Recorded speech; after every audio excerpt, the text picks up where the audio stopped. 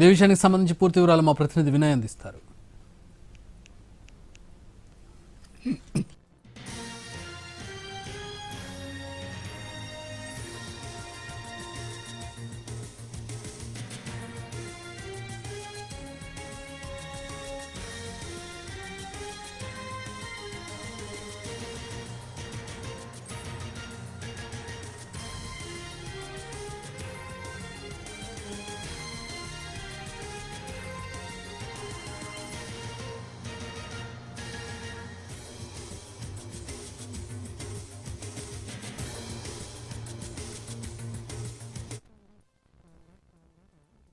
ఆలయంలో వరుస అపచార ఘటనకు సంబంధించి ఆలయ ఈవో సీరియస్ అయ్యారు. విధుల నిర్వహణలో ఆలస్యత్వం వహించిన వాళ్ళని పిలిచి క్లాస్ పీకుతా ఉన్నారు. కొంతమందికి నోటీసులు కూడా ఇచ్చారు. అయితే ఇదే అంశంపై మనతో మాట్లాడేందుకు స్థానాచార్యులు కూడా ఉన్నారు. సార్ చెప్పండి సార్, అసలు నిన్న శ్రీచక్ర పూజలో పురుగులు వచ్చినాయని చెప్పి పెద్ద కలకలం రేపుతుంది, వాస్తవం ఏంటి సార్?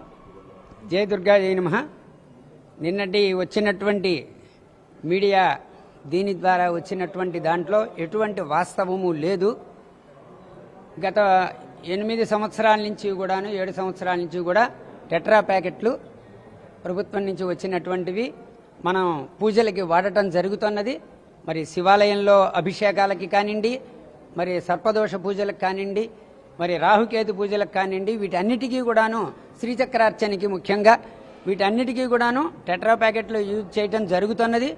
ఈ రోజు వరకు కూడాను ఎప్పుడూ కూడాను పురుగులతో ఉండటం కానీ, అవి పోని ఒక దుర్వాసన భూయిష్టమైనటువంటివిగా కానీ ఎప్పుడూ జరగలేదు. చక్రార్చన పండితుడు నిర్బాధ్యతగా ఉద్దేశపూర్వకంగా చేసి ఉంటాడు అనే మా అభిప్రాయము. మా వైదిక కమిటీ బృందము, మరి స్థానాచార్య అయిన నేను కూడాను దాని మీద విచారణ చేయడం జరిగింది.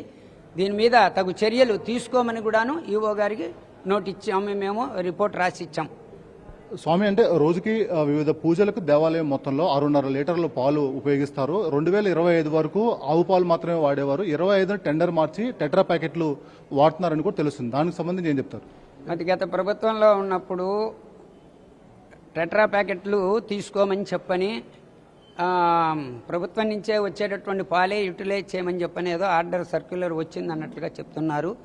మరి దాని ప్రకారముగా ఆ పాలు వాళ్ళు ప్యూరిఫై చేసి అవన్నీ చేసి ఉంటాయి అనేటటువంటి యొక్క దీంతో అధికారులు కూడాను మరి అవే వాడుతున్నారు. ఇప్పటి వరకు ఎటువంటి అపచారపరమైనటువంటివి మాకు దొరకలేదు. స్వామి, ఆలయంలో ఎటువంటి పూజా కార్యక్రమాలు జరగాలన్నా కూడా మీ ఆధ్వర్యంలో జరుగుతాయి, మీకు తెలుసు.